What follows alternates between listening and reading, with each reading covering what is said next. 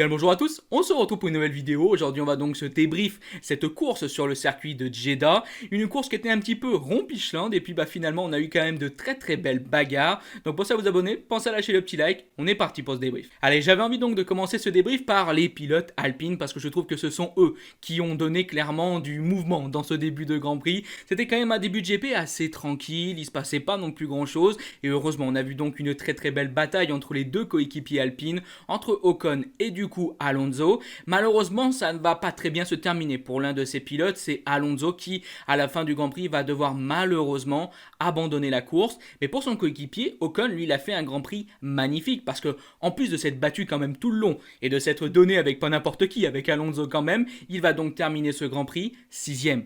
Esteban Ocon qui signe donc quand même un super GP. Alors bien évidemment que c'est dommage qu'au début cette bataille a fait en sorte que les pilotes alpines ont perdu énormément de temps. Globalement sur les pilotes de tête, sur le top 5. Mais bon, c'était une belle bataille. Ocon termine 6ème. J'ai envie de dire quand même que c'est super pour Ocon, c'est super quand même pour Alpine. C'est bien évidemment dommage que Fernando Alonso ait dû abandonner. Et l'un des autres faits marquants clairement de ce Grand Prix, c'est cette première voiture de sécurité amenée par l'accident de Nicolas Latifi. Une nouvelle fois, un week-end encore compliqué globalement pour Williams. Nicolas Latifi a malheureusement dû abandonner, vous l'imaginez bien. Et Alexander Albon a terminé 14ème. On pourrait se dire 14ème, c'est pas trop mal, mais il est dernier. Alexander Albon, il est dernier parce que tous les autres pilotes derrière lui ont abandonné le Grand Prix. Donc bon, du coup, c'est encore malheureusement un week-end un petit peu en deçà, clairement pour Williams. Et vu qu'on a parlé de Williams, j'aimerais maintenant passer à Mercedes. Je me posais beaucoup de questions avant du coup le début de cette course. Je me disais, mais est-ce que les Mercedes vont arriver à être dans le top 10 ? Parce que les essais ont été catastrophiques, la qualification a été quand même très difficile. On se rappelle que Lewis Hamilton a été éliminé dès la Q1. Donc bon, il y avait quand même pas mal d'interrogations, mais si, du coup, les deux pilotes Mercedes sont bien arrivés à être dans le top 10. Tout d'abord, c'est donc Lewis Hamilton 10ème. Un Lewis Hamilton qui a poussé comme un malade sur ses pneus hard. Je sais plus combien de tours il a fait, mais 30 ou 40 tours sur ses pneus hard. Enfin bon, incroyable Lewis Hamilton. Je vous rappelle qu'il y avait quand même 50 tours sur ce Grand Prix. Donc bref, ça a été quand même assez bluffant, mais un Lewis Hamilton une nouvelle fois très en difficulté. Un Lewis Hamilton peut-être sûrement pas aidé par sa Mercedes. Il termine 10ème, j'ai envie de dire quand même qu'il prend un point, c'est quand même positif. Mais bon, c'est quand même une nouvelle fois très dur, surtout que la véritable interrogation qu'on pourrait se dire, c'est qu'à côté, son coéquipier, qui a techniquement la même voiture, lui, il s'en est plutôt bien sorti. Russell, du coup, est 5ème. Et oui, top 5, du coup, pour George Russell. Alors bien évidemment, pour la course, George Russell était bien plus aidé par sa position de départ sur la grille de départ. Mais bon, on sentait quand même un George Russell bien plus performant ce week-end. Alors c'est étonnant, qu'est-ce qui s'est passé globalement pour Lewis Hamilton, lui qui est quand même normalement la tête d'affiche de Mercedes. Bon, en tout cas pour ce week-end, on a pu voir un George Russell bien plus rapide et top 5 pour Mercedes, au vu une nouvelle fois, comme je vous l'ai déjà dit, des essais et des qualifs, j'ai envie de dire que c'est quand même très positif. Et vu qu'on parle de voitures en difficulté, j'avais envie de vous donner un petit mot sur McLaren. Il y a quand même du positif et du négatif. Bon alors pour le négatif, c'est clairement Daniel Ricciardo qui a malheureusement dû abandonner ce Grand Prix. Il s'est même arrêté juste devant l'entrée au stand, c'était quand même un truc un peu étonnant. Mais bref, du coup, sa voiture ne pouvait plus avancer, bien évidemment. Bref, Daniel Ricciardo malheureusement qui fait une nouvelle fois un Grand Prix assez décevant, mais qu'est-ce que ces débuts de cette saison 2022 pour Ricciardo sont compliqués et on se pose quand même du coup des petites interrogations pour l'avenir de Ricciardo chez McLaren. Il y a vraiment des choses qui vont devoir être faites pour McLaren parce qu'aujourd'hui ils sont très loin, même si du coup il faut noter le vrai truc positif de ce Grand Prix, c'est la position du coup de Lando Norris, 7ème. Donc bon, Lando Norris, il est quand même dans le top 10, il a quand même du coup réalisé une très belle course, même si McLaren est loin, même si McLaren est très en retrait, 56 secondes de retard sur le vainqueur de ce Grand Prix, aujourd'hui Lando Norris. 7ème, ça reste quand même une bonne position, et surtout, ça donne une petite vague d'espoir quand même pour la suite. Mais il y a du boulot chez McLaren. Je suis aussi assez déçu du coup de Alfa Romeo parce que j'attendais pas mal les performances de Valtteri Bottas qui fait une nouvelle fois lui aussi partie des pilotes qui ont dû malheureusement abandonner ce Grand Prix. On a vu quand même de gros problèmes, une nouvelle fois de fiabilité à la fin de ce GP. On voit que le nouveau règlement a bouleversé un petit peu ce genre de choses. Après les nombreux abandons du coup qu'on a pu voir sur le circuit de Bahreïn, là une nouvelle fois beaucoup de voitures ont dû abandonner et c'est bien dommage bien sûr pour Valtteri Bottas qui faisait quand même relativement une belle course. Ça a été compliqué mais bon, voilà, c'est un abandon, c'est comme ça. Pour son coéquipier, Guanyu Zhou, il va donc terminer 11ème. Je vous rappelle qu'il est rookie, il est sur une Alfa Romeo. Bon, bien sûr, il marque pas de points, mais je trouve quand même que c'est un très beau résultat de Guanyu Zhou. À voir l'avenir pour Alfa Romeo, mais Bon, bah voilà, on pouvait peut-être attendre un petit peu mieux de Valtteri Bottas, mais ça reste quand même un Grand Prix tout à fait correct pour Alfa Romeo. Et on va continuer avec les écuries au moteur Ferrari. J'avais envie du coup maintenant de passer à Haas. Alors on n'avait bien évidemment qu'un seul pilote Haas. Mick Schumacher, après son énorme crash en qualification, n'a pas roulé pour ce Grand Prix. En tout cas, Kevin Magnussen, lui, va terminer 9ème. Un Magnussen qui a lui aussi énormément roulé sur ses pneus hard, tout comme Lewis Hamilton. Bon bah 9ème, c'est vrai que je pense qu'il y a eu un moment des petits problèmes de stratégie pour Haas. Il y avait peut-être moyen d'aller chercher de meilleures positions pour Magnussen, mais ça a quand même très bien roulé. Une nouvelle fois, il est dans le top 10. Franchement, je pense qu'on va pas cracher là-dessus. Voir une Haas dans le top 10, c'est quand même déjà assez exceptionnel. Même si, voilà, peut-être qu'on aurait pu aller chercher une meilleure position. J'ai quand même envie de dire que c'est un très beau résultat pour Haas. Et juste avant de parler des deux écuries qui se sont clairement battues aujourd'hui pour la victoire, Red Bull et Ferrari, on va se faire un petit point sur AlphaTauri. Tout d'abord, Yuki Tsunoda, malheureusement, n'a pas pu rouler, tout comme en qualification, à cause de problèmes sur sa voiture. Bon, bah, clairement, pour lui, un week-end cataclysmique. Et pour du coup Pierre Gasly, très beau Grand Prix de sa part, 8ème, top 10 une nouvelle fois pour Pierre Gasly, très positif dans son AlphaTauri.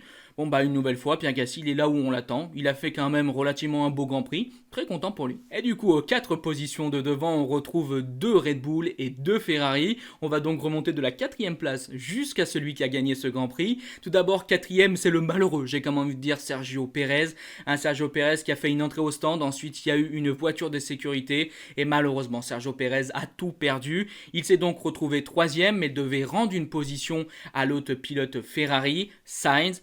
Et malheureusement, il n'a rien pu faire de mieux. Carlos Pérez, après avoir quand même très bien géré les premiers tours de ce Grand Prix, il était en tête, même bien en tête, on pouvait même le voir clairement comme le vainqueur de ce Grand Prix. Et juste, il a eu pas de chance, et puis on a vu quand même un Sergio Pérez en grande difficulté sur les pneus hard, il n'a pas pu imprégner un très bon rythme, et malheureusement, il va donc terminer 4ème. Alors 4ème, c'est un très beau résultat, mais... Bon, Pérez, on pouvait quand même l'imaginer au moins sur le podium. Malheureusement, c'est pas le cas. 3ème, celui qui a été aussi du coup un petit peu plus en retrait. J'attendais personnellement un petit peu plus de sa part. C'est Carlos Sainz. Alors avant le Grand Prix, on nous a dit qu'il y avait peut-être des problèmes du coup sur la voiture de Sainz. Alors est-ce que ça a joué pour la course? Mais ouais, clairement un Sainz un petit peu en retrait, surtout par rapport aux deux pilotes de devant. Maintenant, il est sur le podium une nouvelle fois, Carlos Sainz. 2 podiums en 2 courses. C'est quand même très positif pour Ferrari et pour lui. Il est arrivé bien évidemment à résister à Sergio Pérez. Donc bon. J'ai envie de dire quand même très beau Grand Prix pour lui. Et puis devant, pour les 2 premières positions, on a vu une magnifique bataille du coup entre Charles Leclerc et Max Verstappen. Tout d'abord, c'est Charles Leclerc qui a donc très longtemps dominé ce Grand Prix et mené ce GP. Et puis il y a eu des safety cars, des virtual safety cars, des drapeaux jaunes, mille et une choses qui ont amené du coup Verstappen à se rapprocher de Charles Leclerc. Il a aussi bien évidemment énormément poussé le pilote Red Bull. Il s'est énormément donné et dans les derniers tours, ça se bataillait comme jamais. On a pu voir par exemple une image très marrante où dans le tout dernier tour, pour avoir le DRS, les 2 pilotes ont pilé. Enfin bref, il s'en est encore passé des choses. Tout ce qu'on peut dire, c'est que clairement ces 2 pilotes ces derniers temps font les grands prix. C'était déjà le cas à Bahreïn, on avait eu un très beau duel. C'est une nouvelle fois là le cas du coup sur ce Grand Prix d'Arabie Saoudite. Donc ouais, c'est juste génial de voir ces 2 hommes se la donner, ça fait juste plaisir. Du coup, c'est Charles Leclerc qui va terminer 2ème. Il s'est fait battre tout simplement par un Max Verstappen absolument déchaîné en fin de Grand Prix qui avait un moteur qui semblait plus rapide que, je sais pas, qu'un missile nucléaire. C'était incroyable. Un Max Verstappen qui avait un moteur digne d'une fusée à la fin de ce GP. Incroyable, la vitesse de cette Red Bull. Et bref, du coup, Charles Leclerc qui termine 2ème, ça reste quand même un très beau Grand Prix. Et merci à ces 2 hommes de cette battue. Charles Leclerc qui s'est donné. Alors, il peut bien sûr être un petit peu déçu vu tous les tours qu'il a menés dans ce Grand Prix. Voir perdre globalement cette première position à la toute fin, c'est bien sûr dommage pour Charles Leclerc. Mais ouais, Charles il s'est clairement donné, il nous a fait une nouvelle fois un très beau Grand Prix et on a pu voir une nouvelle fois que Ferrari était clairement en forme, clairement à la fête et ça fait plaisir. Et vous l'avez donc compris, celui qui signe donc sa première victoire de cette saison 2022, c'est Max Verstappen après son abandon à Bahreïn. Bon, on a pu voir un Max Verstappen qui ne voulait pas terminer second, un Verstappen qui voulait clairement la victoire. Et puis un Verstappen impressionnant, on peut pas dire autre chose. Verstappen, on le sait, il est très rapide. Il a eu une stratégie un petit peu difficile au début, il était dans le DRS, il avait du mal à dépasser Charles Leclerc et on a commencé à se dire mince, là il s'est un peu merdé globalement et ça va être compliqué de revenir sur Charles et gagner la course. Il est revenu, il est revenu, clairement, avec DRS ou sans DRS, il était impressionnant. Un rythme de fin de course, Max Verstappen, absolument incroyable. Et puis bon, bah c'est sa première victoire de 2022. Moi maintenant, je croise les doigts clairement que tous les grands prix, on va avoir des bastons comme ça entre Ferrari et Red Bull, entre Max et Charles Leclerc ou entre Sainz Perez. Bon, vous avez compris. Ça a fait la beauté de ce Grand Prix. Pour vous donner un peu mon avis général, c'est vrai que ce GP a pas été extrêmement mouvementé. Et c'est vrai que une nouvelle fois, grâce à ces deux hommes, on a pu avoir une petite flamme. Et à la fin du GP, comme très souvent, t'es là, les 3 derniers tours, t'es devant ton écran et tu te dis mais qui va gagner, qui va gagner. Et ça fait toujours extrêmement plaisir quand il se passe ce genre de choses. Donc bon, voilà un petit Grand Prix un petit peu moyen, mais on a eu quand même de très belles batailles. Les pilotes, bien sûr, Alpine au début de Grand Prix, cette énorme bataille entre Leclerc et Verstappen. Il y a eu une nouvelle fois des choses positives. Hâte de voir ce qui va se passer à l'avenir. Donc bref, pour moi c'est donc la fin de cette vidéo. Je vous remercie de l'avoir regardé. Et si elle vous a plu, n'hésitez pas à liker, partager, commenter. Bye bye les potes. Ciao.